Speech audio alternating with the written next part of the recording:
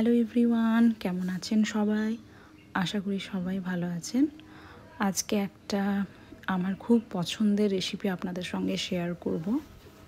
সেটা হচ্ছে বিনা ভেজে এবং বিনা সেদ্ধ করে ডিম রান্নার রেসিপি।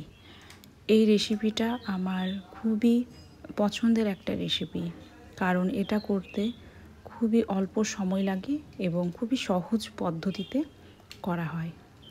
তো সেটা আসলে আমার মেয়ে যখন খুবই অল্প বয়সের ছিল, মনে হয় সবে হয়তো 6 মাস ক্রস করেছিল, তখন আমার এক বৌদি আমাকে এই পদ্ধতিটা দেখিয়েছিল।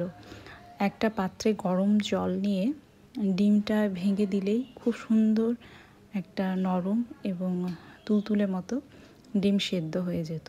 সেটা আমার মেয়ে খেতে খুব পছন্দও করতো। আর এই রেসিপিটা ঠিক সেরকমই একটা রেসিপি, তবে এটা আমার এক দিদির কাছের থেকে শেখা। আর এটার জন্য খুব একটা মশলারও প্রয়োজন হয় না। আমি ভিডিওতে দেখিয়েছি, এখানে একটু পেঁয়াজ বাটা, আদা বাটা, টমেটো বাটা আর সামান্য অল্প জিরে গুঁড়ো, ধনে গুঁড়ো দিলেই হয়ে যায়।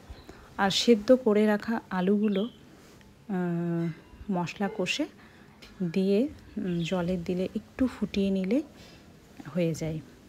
আর এইভাবে এই যে আলুটা দিলাম, একটু ফুটিয়ে নেব যাতে আলুর মধ্যে সব মশলাগুলো ঢুকে যায়। আর ডিমগুলো খুব সাবধানে, আমি ভিডিওতে যেরকমভাবে দেখিয়েছি সেইভাবে আর কি আস্তে করে দিতে হবে। আমরা সাধারণত বাড়িতে এখন 5 জন মেম্বার, তাই 5টা ডিম নিয়েছি। এটা নির্ভর করে নিজের নিজের মেম্বারের ওপর। যেরকমভাবে এই যে দেখিয়েছি ঠিক সেই রকমভাবে ডিমগুলো আস্তে আস্তে করে ফাটিয়ে নিতে হবে। উপর থেকে সামান্য লবণ যাতে ডিমের মধ্যে ঢুকে যায়। অনেকে চাইলে গুঁড়ো লঙ্কাও দিতে পারেন, আমরা গুঁড়ো লঙ্কাটা স্কিপ করেছি। আর আস্তে আস্তে করে এইভাবে ফুটিয়ে নিলেই দেখুন ডিমগুলো কি সুন্দর একটা নিজের আকার নিয়ে নিয়েছে। এত সুস্বাদু হয়, একবার অবশ্যই ট্রাই করে দেখবেন।